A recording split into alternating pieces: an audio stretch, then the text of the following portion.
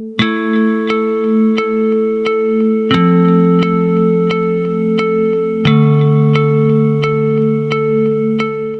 dugaan penodaan agama. Dalam kasus dugaan penodaan agama, Kasus dugaan penistaan agama sebagai tersangka kasus penodaan agama. Kasus dugaan penodaan agama, pembunuhan video penodaan agama dan kasus penistaan agama. Penistaan agama, Penistaan agama. dakwaan penodaan agama. penistaan agama, Dugaan penistaan agama. Penistaan agama, Penistaan agama. ya sebuah rumah ibadat hangus terbakar dalam Ampasa, mulai menyinggung umat Nasrani, menyinggung umat Hindu. Membakar rumah ibadah.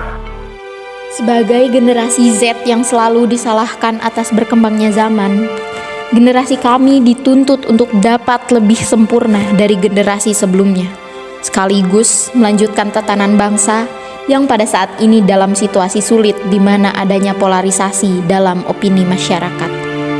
Generasi kami sebetulnya amat peduli tentang masa depan, budaya, dan identitas bangsa ini.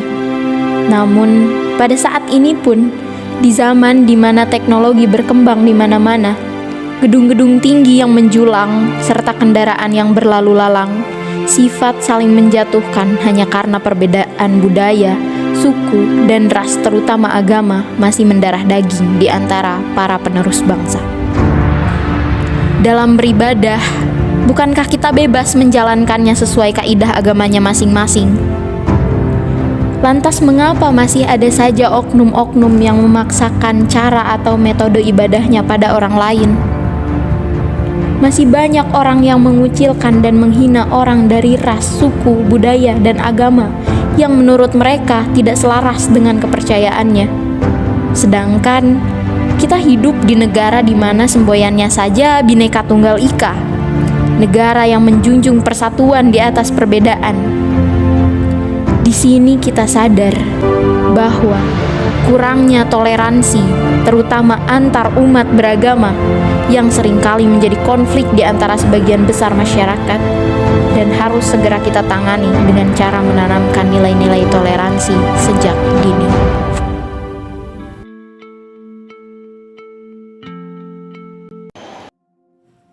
Bagaimana kamu menyikapi masalah penistaan agama di Indonesia? Kalau menurut aku sih buat penistaan itu benar-benar parah juga ya buat penistaan agama, apalagi dari sekarang tuh Indonesia ya, untuk negara Indonesia itu kan warga negara Islam tuh, makanya menurut aku penistaan lebih ke arah sangat kurang baik lah.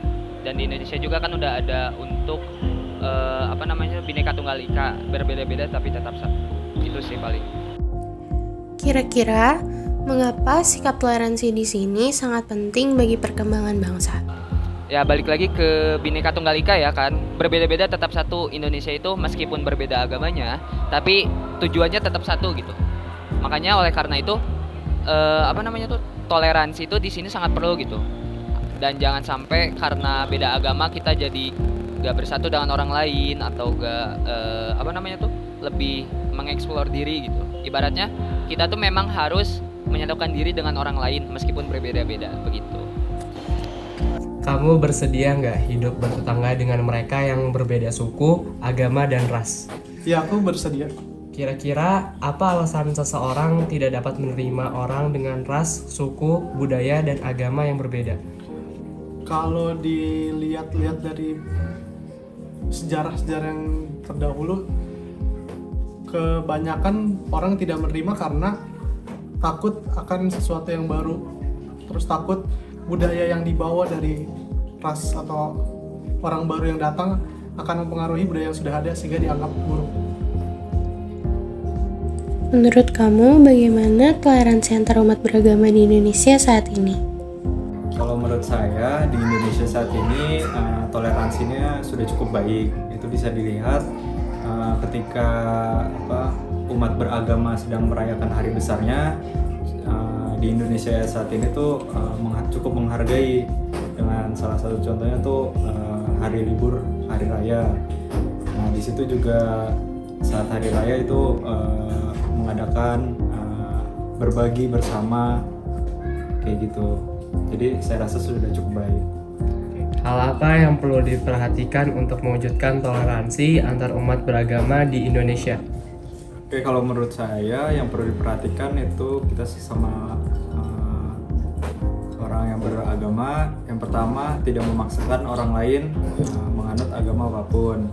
Yang kedua, tidak mencela atau menghina orang lain menganut agama apapun. Terus yang terakhir itu tidak melarang atau mengganggu umat agama ketika beribadah. Mungkin itu aja sih. Hal apa yang perlu diperhatikan untuk mewujudkan toleransi antar umat beragama di Indonesia? Oke, kalau menurut saya yang perlu diperhatikan itu pertama, tidak memaksakan orang lain untuk menganut agama kita. Yang kedua, tidak mencela atau menghina agama lain dengan alasan apapun. Yang ketiga, tidak melarang ataupun mengganggu umat agama lain untuk beribadah. Mungkin itu aja sih menurut saya. Bagaimana perasaan kamu jika ada orang yang menghina ras, suku, budaya, dan agama kamu? Menurutku cukup prihatin. Apabila ada teman atau orang lain yang menghina agama kita atau agama lain, sebaiknya kita mengingatkan dengan baik supaya menghindari konflik antar beda agama. Apakah kamu sudah menerapkan sikap toleransi di kehidupan yang kamu jalani? Saya yakin sudah. Alhamdulillah sudah. Iya, sudah.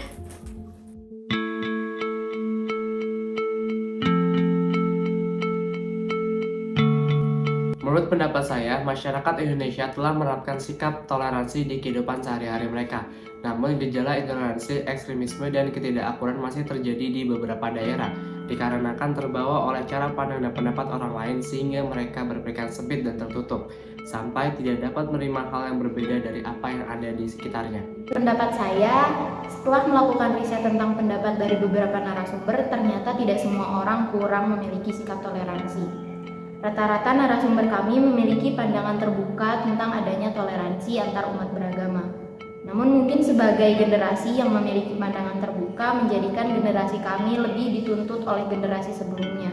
Karena seperti yang disampaikan oleh salah satu narasumber, bahwa orang-orang terkadang takut untuk menerima hal-hal yang menurut mereka asing, sehingga mengantisipasi dengan cara menjaga jarak untuk terhindar dari kemungkinan terburuk yang mungkin dapat terjadi. Di sini kita bisa memetik kesimpulan bahwa meskipun di Indonesia ini masih banyak terjadi hal-hal yang tidak mengenakan mengenai toleransi beragama, namun ternyata di sisi lain tidak semua orang merasa bangsa Indonesia kurang memiliki sikap toleransi tersebut.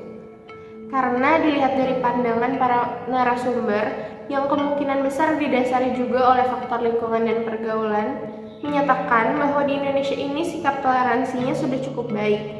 Dan dari sini saya pribadi bisa melihat bahwa kita sebagai generasi Z memiliki pandangan-pandangan yang lebih terbuka dari generasi-generasi sebelumnya. Oleh karena itu, adanya pandangan-pandangan terbuka dari generasi kami ini diharapkan bisa sangat berpengaruh dan dapat membantu mengimprove pandangan-pandangan bangsa Indonesia yang masih sempit.